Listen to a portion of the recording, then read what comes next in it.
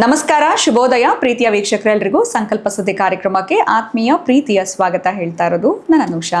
ಮೊದಲನೇ ಬಾರಿ ಚಾನಲ್ ವೀಕ್ಷಿಸ್ತಾ ಇದ್ದೀರಾ ಅಂದರೆ ಈಗಲೇ ನಮ್ಮ ಚಾನಲ್ನ ಸಬ್ಸ್ಕ್ರೈಬ್ ಮಾಡಿ, ನಮ್ಮ ವಿಡಿಯೋಸ್ನ ಲೈಕ್ ಮಾಡಿ. ಜೂನ್ 2ನೇ ತಾರೀಕು ವಿಶೇಷವಾಗಿರುವಂತಹ ಪೂಜೆ, ಹೋಮ, ಹವನದ ಕಾರ್ಯಕ್ರಮ ಜರುಗ್ತಾ ಇದೆ. ಪ್ರತಿಯೊಬ್ಬರು ಕೂಡ ಇದರಲ್ಲಿ ಪಾಲ್ಗೊಳ್ಳೋದಕ್ಕೆ ಅವಕಾಶ ಇರುತ್ತೆ. ಮಹಾಗಣಪತಿ ಹೋಮ, ಸುದರ್ಶನ ಹೋಮ ಆಗಿರ್ಬೋದು. ಪ್ರತಿಯೊಬ್ಬರು ಕೂಡ ಇದರಲ್ಲಿ ಪಾಲ್ಗೊಳ್ಳಬೇಕು ಅಂತಂದರೆ ಸ್ಕ್ರೀನ್ ಮೇಲೆ ಫೋನ್ ನಂಬರ್ಸ್ ಕೂಡ ಬರ್ತಾ ಇದೆ, ನೀವು ನೇರವಾಗಿ ಕೂಡ ಬರಬಹುದು. ಇನ್ನಷ್ಟು ಹೆಚ್ಚಿನ ಮಾಹಿತಿ, ಮದುವೆ ಮಾಡ್ಕೊಳ್ಬೇಕು ಅಂತ ಹೇಗೆ ಸಾಧ್ಯ, ಇದ್ರ ಬಗ್ಗೆ ಎಲ್ಲ ಗುರುಗಳು ಹೇಳ್ತಿದ್ರು. ಡಿಟೇಲ್ ನಮಗೆ ಇನ್ಫಾರ್ಮೇಶನ್ ಬೇಕು ಅಂತಂದ್ರೆ ಸ್ಕ್ರೀನ್ ಮೇಲೆ ಕೂಡ ಫೋನ್ ನಂಬರ್ಸ್ ಬರ್ತಾ ಇದೆ. ಇನ್ನು ದಂಪತಿಗಳು ಕಲ್ಯಾಣೋತ್ಸವದಲ್ಲಿ ಭಾಗವಹಿಸಬೇಕು ಅಂತಂದ್ರೆ ಅದಕ್ಕೂ ಕೂಡ ಅವಕಾಶ ಮಾಡಿಕೊಡ್ತೀವಿ. ಸೊ ಸಂಖ್ಯೆಗೆ ಕಾಲ್ ಮಾಡಿ ಹೆಚ್ಚಿನ ಮಾಹಿತಿಯನ್ನ ಪಡೆದುಕೊಳ್ಳಬಹುದು. ಇನ್ನು ಕಾರ್ಯಕ್ರಮದಲ್ಲಿ ನಮಸ್ತಲಿದ್ದಾರೆ ಸ್ಪಿರಿಚುವಲ್ ಗುರು ಡಾಕ್ಟರ್ ವಿಷ್ಣುದತ್ತ ಗುರುಜಿ ಅವರು. ಬನ್ನಿ ಗುರುಗಳನ್ನ ಕಾರ್ಯಕ್ರಮಕ್ಕೆ ಬರಮಾಡ್ಕೊಳ್ಳೋಣ. ನಮಸ್ತೆ ಗುರುಗಳೇ, ಕಾರ್ಯಕ್ರಮಕ್ಕೆ ಆತ್ಮೀಯ ಸ್ವಾಗತ. ಒಳ್ಳೆದಾಗ್ಲಿಮ್ಮ. ಸೊ ಸಂಖ್ಯೆ 9, 18, 27ನೇ ತಾರೀಕು ಜನನವಾಗಿರೋರು.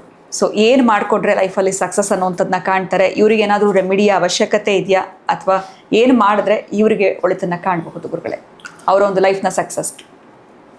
ಓಂ ವಿಶ್ವಸ್ಮೈ ನಮಃ. ಪ್ರೀತಿಯ ಬಂಧುಗಳೇ, ಅಂದರೆ ಇಲ್ಲಿ ಹುಟ್ಟಿದವರದ್ದು ಬೇರೆ ವಿಧಾನ. ನಾನು ಇಂಥವ್ರಿಗೆ ಅಂತ ಕೊಡಲ್ಲ ಇದನ್ನು. ಈಗ ನೋಡಿ, ನೀವು ಹೇಳಿದ್ದು ಬಹುಶಃ ಅವ್ರು ತಿಳ್ಕೊಂಡಿರ್ತಾರೆ, ನಾನೇನು ಅದನ್ನು ಬಡ್ಕೋಬೇಕಾಗಿಲ್ಲ. 9ನೇ ತಾರೀಕು 18 ಹುಟ್ಟಿದವ್ರು ಬಹಳ ಅವ್ರ ಕ್ಯೂರಿಯಾಸಿಟಿ ಇರುತ್ತಲ್ಲ, ಅವ್ರದ್ದಲ್ಲ, ಅವ್ರ ಬಗ್ಗೆ ಅವ್ರು ಹೆಚ್ಚು ಗಮನಿಸ್ತಾರೆ. ಬಟ್ ನಾನು ಗಮನಿಸೋದು ಎಲ್ಲವನ್ನು ಕೂಡ ಒಟ್ಟಿಗೆ ಸಮಾಜವನ್ನು ಗಮನಿಸೋದ್ರಿಂದ ಎಲ್ಲರೂ ಮಾಡ್ಕೊಬಂದಿದ್ದಾರೆ. ಆದರೆ ಈ ಡೇಟ್ಗಳಲ್ಲಿ ಮಾಡಿಕೊಂಡ್ರೆ ಬಹಳ ಬೇಗ ಸಕ್ಸಸ್ ಅಂತ ಕೊಡ್ತೇನೆ. ಯಾವ ಡೇಟಲ್ಲಾದರೂ ಹುಟ್ಟಿರಿ, 9ನೇ ತಾರೀಕು, 18ನೇ ತಾರೀಕು, 27 ಈ 3 ದಿನಾಂಕಗಳಲ್ಲಿ ಪ್ರತಿನಿತ್ಯವೂ ಮಾಡಿ. ಆದರೆ ಈ 3 ದಿನಾಂಕ ನಿಮ್ಮನ್ನು ಯಶಸ್ಸಿನ ಕಡೆ ಎಳೆದುಕೊಂಡು ಹೋಗುತ್ತೆ. ಅಂತಹ 3 ಡೇಟ್ಗಳು ಏನು ಮಾಡ್ತೀರಿ ಅಂತಂದರೆ, ಅದ್ಭುತವಾಗಿ ನೀವು ಮನೆಯಲ್ಲಿ ಮಾತ್ರ ಆ ದಿವಸ ಎಲ್ಲಾದರೂ ಟ್ರಿಪ್ ಹೋಗಿದ್ರು ನೆನಪಿಟ್ಕೊಳ್ಳಿ. ಅದು ಬೆಳಗ್ಗೆ ಮಾಡ್ತೀರೋ ಸಂಜೆ ಮಾಡ್ತೀರೋ, ತುಪ್ಪದ ದೀಪವನ್ನು ಹಚ್ಚಬೇಕು. ನೋಡಿ, ಈ ಸಂಖ್ಯೆಗೆ ಸಂಬಂಧಪಟ್ಟ ದೇವರು ಮಂಗಳ, ಸುಬ್ರಹ್ಮಣ್ಯ. ಅವನಿಗೆ ಪಂಚಾಯತನ ಇಲ್ಲ. ಈ ಎಲ್ಲರೂ ಗಣಪತಿಗೆ ಪಂಚಾಯತನ ಇದೆ, ಮಹಾವಿಷ್ಣುವಿಗೆ ಪಂಚಾಯತನ ಇದೆ, ಶಿವನಿಗೂ ಪಂಚಾಯತನವಿದೆ, ದುರ್ಗಿಗೂ ಪಂಚಾಯತನ, ಸುಬ್ರಹ್ಮಣ್ಯ ಸ್ವಾಮಿಗೆ ಪಂಚಾಯತನವಿಲ್ಲದ ಕಾರಣ ಆತ ಪ್ರತಿಯೊಬ್ಬರ ಮನೇಲಿ ಇದ್ದೇ ಇರುತ್ತಾನೆ. ಅದೇ ದೀಪ ಇದ್ದರೆ ಪಂಚಾಯತನ ಬೇಕಾಗಿಲ್ಲ ಅಂತ. ಅಂತಹ ದೀಪದ ರೂಪದಲ್ಲವೇ ಇರ್ತಾನೆ. ದೀಪವನ್ನು ಈ 9ನೇ ತಾರೀಕು, 18ನೇ ತಾರೀಕು, 27ನೇ ತಾರೀಕು ಹಚ್ಚಲೇಬೇಕು. ಹಚ್ಚಿದೀವಿ ಗುರುಗಳೇ, ಆದರೆ ಈ ದಿನ ಹಚ್ಚೋದಿಲ್ಲ, ಬಹಳ ವಿಶೇಷ. ತುಪ್ಪದ ದೀಪನೇ ಹಚ್ಚಬೇಕು. ತುಪ್ಪದ ದೀಪವನ್ನು ಹಚ್ಚಿ ತಾಮ್ರದ ನಾಣ್ಯವನ್ನು ವ್ಯವಸ್ಥೆ ಮಾಡ್ಕೋಬೇಕು. ಒಂದೇ ಒಂದು ತಾಮ್ರದ ನಾಣ್ಯವನ್ನು ವ್ಯವಸ್ಥೆ ಮಾಡಿಕೊಂಡು ಆ ದೀಪದ ಮುಂದೆ ಕುಳಿತುಕೊಂಡು ಒಂದು 5-10 ನಿಮಿಷಗಳ ಧ್ಯಾನ ಮಾಡಿ ಒಂದು ಸಲ ಆತ್ಮಾವಲೋಕನ ಮಾಡಿಕೊಂಡು, ಬಹುಶಃ ನನ್ನಿಂದ ತಪ್ಪಾಗಿದ್ದರೆ, ಗೊತ್ತಿದ್ದೋ ಗೊತ್ತಿಲ್ಲದೋ ಕೋಪದಿಂದ ಮಾತಾಡಿಬಿಟ್ಟಿರ್ತೀನಿ. ಮೊದಲೇ ಈ ದಿನಾಂಕದಲ್ಲಿ ಹುಟ್ಟಿದವರು ಅಥವಾ ಆ ದಿನಾಂಕ ಬಂದಾಗ ನಾನು ಸ್ವಲ್ಪ ಕೋಪದಲ್ಲಿ ವರ್ತನೆ ಮಾಡಿದ್ದರೆ, ಅಪ್ಪಿತಪ್ಪೆ ನನ್ನಿಂದ ಯಾರಿಗಾದರೂ ಮನಸ್ಸಿಗೆ ಘಾಸಿ ಆಗಿದ್ದರೆ, ನೋವಾಗಿದ್ದರೆ, ತೊಂದರೆ ಕೊಟ್ಟಿದ್ದರೆ, ಬಾಧೆ ಆಗಿದ್ದರೆ, ನನ್ನಿಂದ ಬಹಳ ಅವರು ಅವಮಾನಿತರಾಗಿದ್ದರೆ ಕ್ಷಮಿಸು ದೇವ ಅಂತೇಳಿ ಸುಬ್ರಹ್ಮಣ್ಯ ಸ್ವಾಮಿಯನ್ನು ಪ್ರಾರ್ಥನೆ ಮಾಡ್ಕೋಬೇಕು.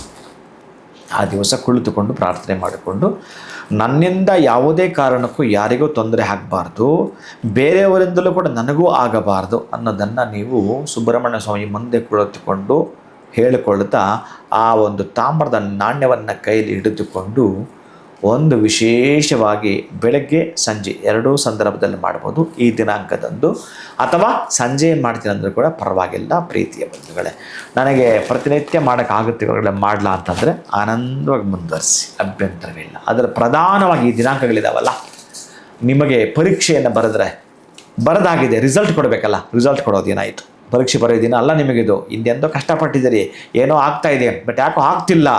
ಬಹುಶಃ ನೀವು ಈ 9ನೇ ತಾರೀಕು ಏನಾದರೂ ಮಾಡಿದ್ರೆ 18ನೇ ತಾರೀಕು ನಿಮ್ಗೆ ರಿಸಲ್ಟ್, ಅಥವಾ ಈ ಹಿಂದೆ ಮಾಡಿದರೆ ಆ 9 ಬೆಳಗ್ಗೆ ನೀವು ಮಾಡಿದರೆ ಆವತ್ತೇ ನಿಮಗೆ ರಿಸಲ್ಟ್ ಸಿಗುತ್ತೆ.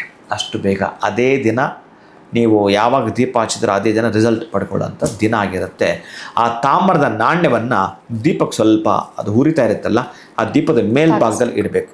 ಮೇಲ್ಭಾಗದಲ್ಲಿ ಸ್ವಲ್ಪ ಕಪ್ಪು ಬರುತ್ತೆ, ಅದಕ್ಕೆ ಆ ಕಪ್ಪು ಅಂಟೋ ತನಕ ಇರಬೇಕು. ನಂತರ ನಿಧಾನಕ್ಕೆ ಬಿಸಿ ಆಗುತ್ತೆ, ಸ್ವಲ್ಪ ಹುಷಾರಾಗಿ ಮಾಡ್ಕೊಳ್ಳೋದನ್ನು ಹಾಗೆ ಹಿಡ್ಕೊಂಡು ಆ ನಂತರ ಆ ಕಪ್ಪನ್ನು ಮೊದಲೇ ಸ್ವಲ್ಪ ನೀವು ಈ ಒಂದು ಬೆರಳಿಗೆ ತುಪ್ಪವನ್ನು ಅದ್ದಿರಬೇಕು. ರಿಂಗ್ ಫಿಂಗರ್ಗೆ, ಉಂಗುರದ ಬೆರಳಿಗೆ ಅದು ತುಪ್ಪ ಟಚ್ ಮಾಡಿಕೊಂಡು ಮತ್ತೆ ಅದು ಬಿಸಿ ಆಗಿರುತ್ತೆ, ಸ್ವಲ್ಪ ನಿಧಾನಕ್ಕೆ ಅದನ್ನು ಪಕ್ಕಕ್ಕಿಟ್ಟು ಆ ನಂತರ ಆ ಕಪ್ಪನ್ನು ತೆಗೆದುಕೊಂಡು ಬಿಸಿ ಆರಿದ ಮೇಲೆ ಅದನ್ನು ನೀವು ಹಣೆಗೆ ಧರಿಸಿ ಸಹಸ್ರಾರಕ್ಕೆ ಧರಿಸಿದರೆ ಬಹುಶಃ ಸ್ವಿಚ್ ಹಾಕಿದ ಹಾಗೆ ಸುಬ್ರಹ್ಮಣ್ಯ ಸ್ವಾಮಿಗೆ ನೇರ ವಿಷಯ ತಲುಪಿಸ್ಬಿಟ್ರೆ ನೀವು. ನಂದು ಈ ನೋವುಗಳಿತ್ತು ಸ್ವಾಮಿ, ಆ ನೋವುಗಳ ಪಟ್ಟಿ ಓದ್ಬಿಟ್ರಲ್ಲ, ಆ ನಂತರ ಅವ ಏನು ಮಾಡ್ತಾನೆ ಕೇಳಿಸ್ಕೊಂಡಿದ್ದು ನೀವು ರಕ್ಷೆ ಇಟ್ಕೊಂಡ್ರಲ್ಲ ಅಷ್ಟರ ಒಳಗಡೆ ಅವ ಹೀಗೆ ಅನುಗ್ರಹವನ್ನು ಮಾಡಿಬಿಡ್ತಾನೆ. ಎಸ್, ಇವತ್ತೇ ಪಡ್ಕೊ ಹೋಗುವಂಥ ಅನುಗ್ರಹ ಮಾಡತಾನೆ ಅಂತಹದ್ದಿರುತ್ತೆ. ಮನಸ್ಸಲ್ಲಿ ಸುಬ್ರಹ್ಮಣ್ಯ ಸ್ವಾಮಿಯನ್ನು ಕುರಿತು ಧ್ಯಾನ ಮಾಡೋದು. ಸುಬ್ರಹ್ಮಣ್ಯ ಸ್ವಾಮಿ ಭುಜಂಗ ಸ್ತೋತ್ರ ನೀವು ಕೇಳಿರ್ತೀರಿ. ಸುಬ್ರಹ್ಮಣ್ಯ ಸ್ವಾಮಿ ಭುಜಂಗ ಸ್ತೋತ್ರ ಅಥವಾ ಸುಬ್ರಹ್ಮಣ್ಯ ಸ್ವಾಮಿಯ ಮೂಲ ಮಂತ್ರ ಅಥವಾ ಸುಬ್ರಹ್ಮಣ್ಯ ಸ್ವಾಮಿಗೆ ಸಂಬಂಧಪಟ್ಟಾಗಿರತಕ್ಕಂಥ ಗಾಯತ್ರಿಯನ್ನು ಕೂಡ ನೀವು ಮಾಡಿಕೊಳ್ಳಬಹುದು. ಹಾಗೆ ನೀವು ಏನೇನು ಮನಸ್ಸಲ್ಲಿ ಇಟ್ಕೊಂಡು ಮಾಡ್ತೀರೋ ಅಂಥ ಅದ್ಭುತಗಳನ್ನ ಪಡ್ಕೊಳ್ತೀರಿ. ಅಂತಹ ವಿಶೇಷತೆ ಕೊಟ್ಟು ಬಿಡ್ತಾನೆ ನಿಮಗೆ. ಓಂ ಶ್ರೀ ವಲ್ಲಿ ದೇವಸೇನಾ ಸಮೇತ ಶ್ರೀ ಸುಬ್ರಹ್ಮಣ್ಯಾಯ ನಮಃ ಅನ್ನೋ ಮಂತ್ರವನ್ನು ಹೇಳ್ಕೊಳ್ಬೋದು. ಅಥವಾ ಓಂ ಮಹಾಸೇನಾಯ ವಿದ್ಮಹೆ ಶಿಖಿವಾಹನಾಯ ಧೀಮಹಿ ತನ್ನೋ ಸುಬ್ರಹ್ಮಣ್ಯ ಪ್ರಚೋದಯಾತ್ ಈ ಮಂತ್ರವನ್ನು ಕೂಡ ನೀವು ಹೇಳ್ಕೊಳ್ಬೋದು. ಆ ಸಂದರ್ಭದಲ್ಲಿ ಎಷ್ಟು ಹೇಳ್ತೀರಿ ಅವನ ಸಂಖ್ಯೆ ಎಷ್ಟು, ನೀವು ಎಷ್ಟು ಹೇಳಿದ್ರು ಕೂಡ ಆನಂದ ಪಡ್ತಿರ್ತಾನೆ, ಅದ್ಭುತವಾಗಿ ಆನಂದ ಪಡ್ತಿರ್ತಾನೆ. ಅದರಲ್ಲೂ ಸ್ವಲ್ಪ ಹೆಚ್ಚಿಗೆ ಹೇಳ್ತೀನಿ ಅಂತಂದರೆ ನಿಧಾನಕ್ಕೆ ಮಂತ್ರ ಹೇಳ್ಕೊಳ್ತಾ 81 ಸಲ ಹೇಳುತ್ತೀನಿ ಅಂತಂದರೆ ಖುಷಿ ಕೊಡುತ್ತಾನೆ. ಖುಷಿನ ನಿಮಗೆ ಕೊಟ್ಟು ಬಿಡ್ತಾನೆ.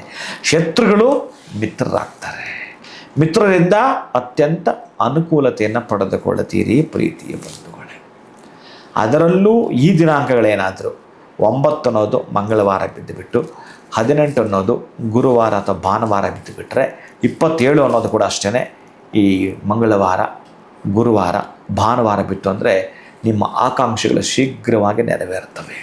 ಆ ನಂತರ ನೀವು ಗೋವಿಗೆ ಏನಾದರೂ ದಾನವನ್ನು ಮಾಡಬೇಕು, ನವಿಲಿಗೆ ಏನಾದರೂ ಆಹಾರವನ್ನು ಕೊಡಬೇಕು ಅಂತೇಳಿ. ಏನು ಕೊಡ್ತೀರಿ ನೀವು ನವಿಲಿಗೆ ಆಹಾರವನ್ನು? ಬಹುಶಃ ನೀವು ಮನೆಯಲ್ಲಿ ಏನಾದರೂ ಯೂಸ್ ಮಾಡ್ತಿರ್ತೀರಲ್ಲ, ಅಕ್ಕಿ ಆಗಿರಬಹುದು, ಭತ್ತ ಆಗಿರಬಹುದು, ರಾಗಿ ಆಗಿರಬಹುದು, ಈ ತರಹದ್ದು ನಿರ್ಜನ ಪ್ರದೇಶಗಳಲ್ಲೋ ಅಥವಾ ಎಲ್ಲಾದರೂ ಮಾವಿನ ತೋಟ ಅಂತ ಕಡೆ ಬರ್ತಿರೋದು ನಿಮ್ಗೆ ಗೊತ್ತಿರುತ್ತೆ. ಅಂಥ ಕಡೆ ಎರ್ಚಿ ಬಾ ಅಂತ ಹೇಳ್ತಾರೆ. ಯಾವುದಾದ್ರೂ ಪಶು ಪಕ್ಷಿ ಪ್ರಾಣಿನ ತಿನ್ನಲಿ ಅಂತ. ಯಾಕಂದರೆ ಯಾವುದೇ ನೀವು ಅದರಿಂದ ಪಡೆದುಕೊಂಡ ಮೇಲೆ ಆ ಋಣ ಇರಬಾರ್ದು ಅಂತ. ಅಂದರೆ ಆ ಒಂದು ದೇವರಿಗೆ ಸಂಬಂಧಪಟ್ಟ ವಾಹನವಾದರೂ ಅದರ ವಾಹಕ ಶಕ್ತಿ ಅದು. ಅದಕ್ಕಾಗಿ ಅದರ ಮುಖ ನಿಮಗೆ ಟ್ರಾನ್ಸ್ಫರ್ ಆಗಿರುತ್ತೆ. ನೀವು ಕೂಡ ಅದನ್ನು ಟ್ರಾನ್ಸ್ಫರ್ ಮಾಡೋ ವಿಧಾನ ಇದಾಗಿರುತ್ತೆ ಪ್ರೀತಿಯ ಪದಗಳು. 9 ನೀವು ಮಾಡಿಕೊಳ್ಳೋಂಥ ರೆಮಿಡಿ ಆಗಿರುತ್ತೆ. ದೀಪಕ್ಕೆ ಸಂಬಂಧಪಟ್ಟ ಮಹತ್ವವಾದ ದಿನ 9, 18, 27. ಸೊ 9ರ ಸಂಖ್ಯೆಯ ಮಹತ್ವದ ಜೊತೆಯಲ್ಲಿ ಪ್ರತಿಯೊಬ್ಬರು ಕೂಡ ಮಾಡ್ಕೊಳ್ಬೋದಾಗಿರುವಂಥದ್ದನ್ನ ತಿಳಿಸ್ಕೊಟ್ರಿ. ತುಪ್ಪದ ದೀಪವನ್ನು ಹಚ್ಚುವಂಥದ್ದು, ಜೊತೆಗೆ ಸುಬ್ರಹ್ಮಣ್ಯನ ಸ್ಮರಣೆಯನ್ನು ನಾವು ಹೇಗೆ ಮಾಡಬೇಕು ಅದು ಕೂಡ ಭಾಳ ಅದ್ಭುತವಾಗಿತ್ತು. ಸೊ ಇದನ್ನು ಪ್ರತಿಯೊಬ್ಬರು ಕೂಡ ಮಾಡಬಹುದು ಅನ್ನೋದನ್ನು ತಿಳಿಸ್ಕೊಟ್ಟಿದ್ರೆ. ಸೊ ಯೂನಿವರ್ಸಲ್ ಆಗಿ 9 ಅಂದರೆ ಒಂದು ರೀತಿ ಪವರ್ಫುಲ್ ಸಂಖ್ಯೆ ಅಂತ ಅಂದ್ಕೊಳ್ತಿರ್ತಾರೆ. ಸೊ ಬರೀ ಅಷ್ಟು ಮಾತ್ರ ತಿಳ್ಕೊಂಡ್ರೆ ಸಾಲದು, ಆ ದಿನ ನಾವು ಏನು ಮಾಡ್ಕೊಳ್ಬೇಕು. ಇನ್ನು ವಿಶೇಷವಾಗಿ ಆ 9ನೇ ತಾರೀಕು ಅನ್ನೋಂಥದ್ದು ಮಂಗಳವಾರ ಬಂದರೆ ಅಥವಾ ಗುರುವಾರ ಬಂದರೆ ಏನು ವಿಶೇಷ ಅದನ್ನು ಕೂಡ ಭಾಳ ಅದ್ಭುತವಾಗಿ ತಿಳಿಸ್ಕೊಟ್ಟಿದ್ದೀರಾ. ಧನ್ಯವಾದಗಳು ಗುರುಗಳೇ, ನಮಸ್ಕಾರ. ಹರೇ ಶ್ರೀನಿವಾಸ. ಇನ್ನು ಇವತ್ತಿನ ವಿಡಿಯೋ ತಮ್ಮೆಲ್ಲರಿಗೂ ಇಷ್ಟ ಆಗಿದೆ ಅಂತ ಭಾವಿಸ್ತೀನಿ. ಮತ್ತೊಂದು ಹೊಸ ವಿಚಾರದೊಂದಿಗೆ ಮುಂದಿನ ವಿಡಿಯೋನಲ್ಲಿ ಭೇಟಿ ಮಾಡ್ತೀನಿ. ನಮಸ್ಕಾರ.